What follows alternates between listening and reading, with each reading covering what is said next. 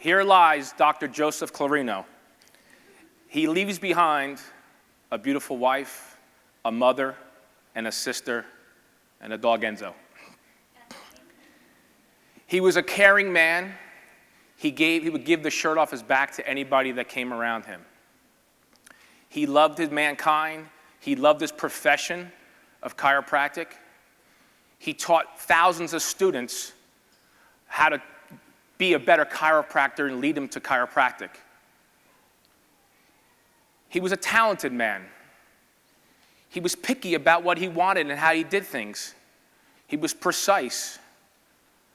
But he always had great friends and surrounded himself with great people.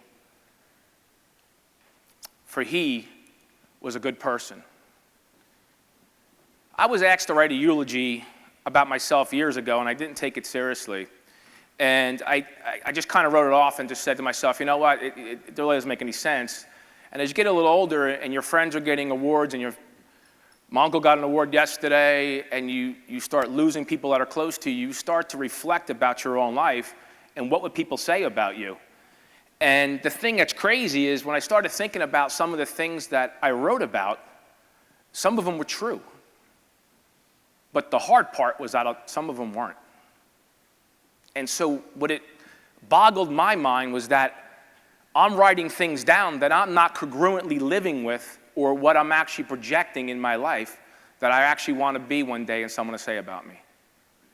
And so the eulogy came about because I knew months ago that my uncle was going to get the award last night for the sphere of influence, but he was also going to be put on the wall of Generations wall.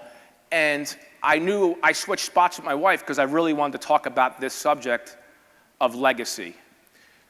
But right after that, I found out about my uncle, a good friend of mine, a chiropractic brother, committed suicide. And it rocked me. I mean, it rocked me. It rocked me to the core. How can a brother chiropractor commit suicide? It just didn't make sense. We went to his funeral. There was 20, 30 chiropractors there supporting the brother. And the thing that drove home with me more than anything else was that everybody said the same thing about him. He never said a bad word about anybody, regardless of what happened to him. The people that screwed him over in his lifetime, he never talked bad about them. He just loved them and loved them and loved them, and yet he committed suicide. And it really it boggled me. I'm like, how can you go from such a great, loving person, not talking about it, and yet you just don't have significance in your own life? And it really it confused me. So I started researching about this legacy thing and started diving into it. And I found that this was really interesting. Steve Martin spoke on behalf of Robin Williams. And when he spoke on behalf of Robin Williams, he said, you know, most people understand that Robin Williams was one of the most funniest people ever. But they said you didn't realize is that he was one of the most caring and gentle men ever. And he wrote this about him, and I just thought it was so significant, and a word I never heard before. He called him a mensch, M-E-N-S-C-H. A mensch is a person who is decent and honorable, a person of high integrity, who has genuine caring for his fellow man. A mensch always looks for the opportunity to do good in life, to be good, to be of help to others, and to give without regard for anything in return. A mensch doesn't cut corners in relationships with people. We always feel safe in the presence of a mensch because you instinctively know that they will not deceive you, undermine you, or diminish you in any way. For he was a mensch. And I just thought that was exceptional. And so I started to think about my own life, and I started to think about some of the awards they gave last night to the other doctors as well. And I said, you know, who is the closest person in my life, or someone that I know that I look up to and mentor with, that would be a mensch? And I really, honestly, it's my wife. She's just that kind of person, you know? Yeah, thank you. And if you know her, she's really a mensch. She's unbelievable. And I'm striving to be a mensch. And I challenge you all to strive for the same thing. So I started looking into this whole legacy thing. Do people actually look to be a legacy? Like, do people actually mechanically do it? And they actually do. They actually put like mechanics that one day they want to be a legacy. And most people understand a legacy is like they leave money or they leave, but it's not what you earn, it's actually what you've learned is more important. And so I started thinking about and looking at all the great doctors in the past and the ones have come and gone, the ones we've read about, the ones we've known. And I started thinking about what are some of the strong qualities inside of these people that maybe I could bring to the forefront, because I think reside inside of immense, but also that these are things that we can do in an application process on a daily activity and look at ourselves every morning in the mirror and say, what are some of these qualities? And the first one is that they always gave more of themselves than they expected in return. Every speaker here has families, lives, practices. They fly, come and go, and they never ask for anything in return.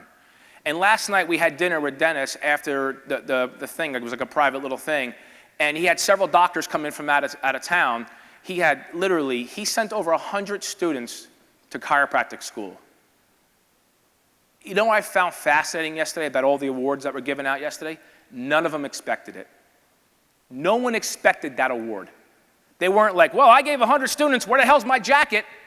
You know, they didn't care about a freaking jacket. You know what they cared about? They cared about changing the planet and making people better and loving and caring, and that's all they cared about. And so they continued to give this, and then the awards, all their faces last night were like, holy crap, I got a freaking award.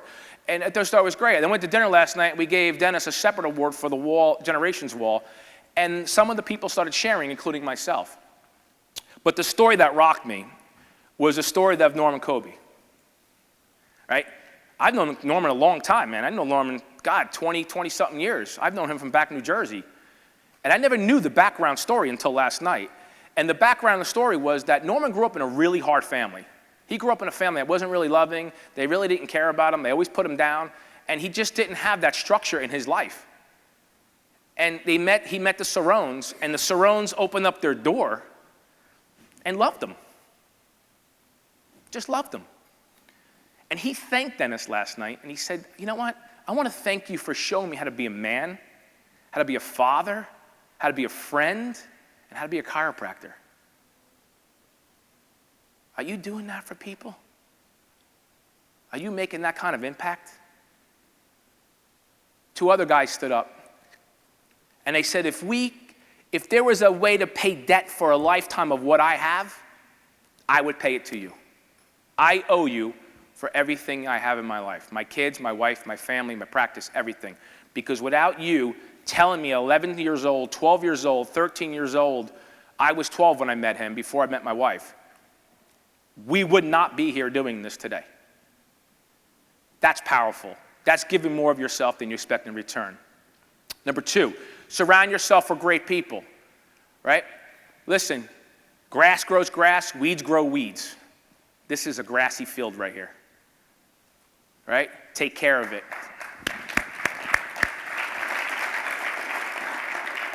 Millionaires hang out with millionaires, not by accident. Chiropractors marry chiropractors, it's not by accident.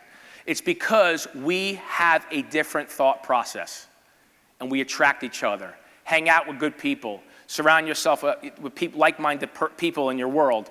And if they're not, get rid of them. I call it the vacuum effect. It's real simple. You only got so much time in your life for stuff. Family, friends, work, hobbies, whatever you got. You know, Billy was talking about last night, the TV. Boom, that's one of my things I'm going home with. I'm proclaiming it. I'm getting rid of my TV. I had it. I'm done with my TV, right? So, it's good. But the reality is your vacuum effect sits like this. You only have so much room in your life for things. And if you're filling it with stuff that doesn't really belong or it's not congruent with what you're doing, then you have no room to put anything else in it. So a few years ago, I got rid of some friends that I thought weren't congruent in my life, okay? And I was waiting, and they were a big part of our lives, and it just wasn't congruent. And so it really shifted our lifestyle because we hung out with them a lot. And I was okay. It wasn't my time, it was God's time. And I knew that things would come along. And you know what happened? I had 2 neighbors move in that were just phenomenal people. I had 2 other neighbors move in that were unbelievable people I became super close with. I started meeting new chiropractic friends in the area that are, locally and supporting each other. And all of a sudden, the vacuum filled up. And I surrounded myself with the people that I wanted to be surrounded by. 3, don't get comfortable. If you're comfortable, you ain't growing. You think these speakers and All of us that practice. I was talking to Ed last night. He's got, I don't know how many kids, 87 kids. How many kids you got at plant? He's got a full-time practice. He coaches all over. A lot of the coaches do it. Eric Plasker, same thing. I mean, all these guys come and go, and they literally grab a case, go, and they move. And because they're not comfortable. Who wants to sleep in a hotel room every weekend? But they do it because they want to share and they want to change the world. Fourth, and this is probably the most important one in my opinion, it's not what you've earned, it's what you've learned. And if you're not passing down what you've experienced, okay, then you're not teaching the next generation what's going on.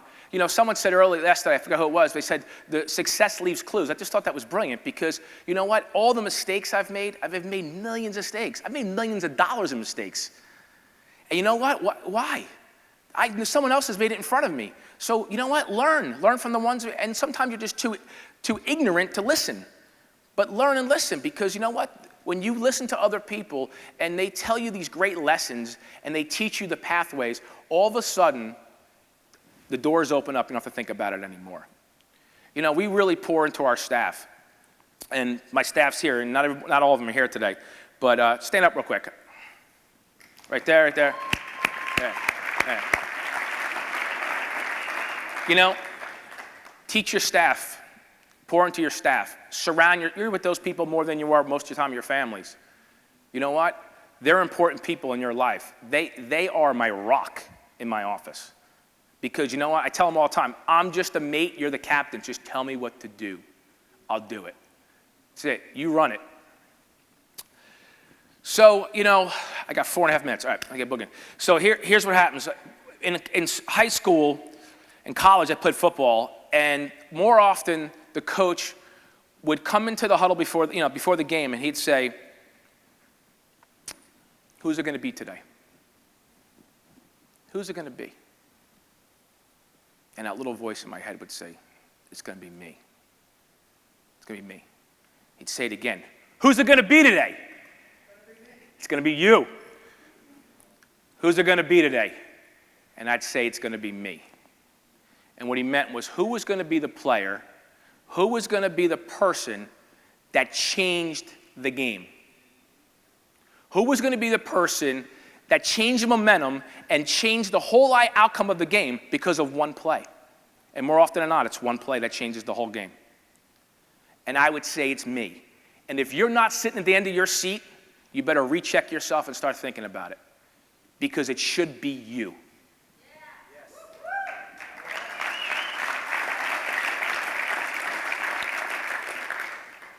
And so my challenge to you is go home and write your eulogy.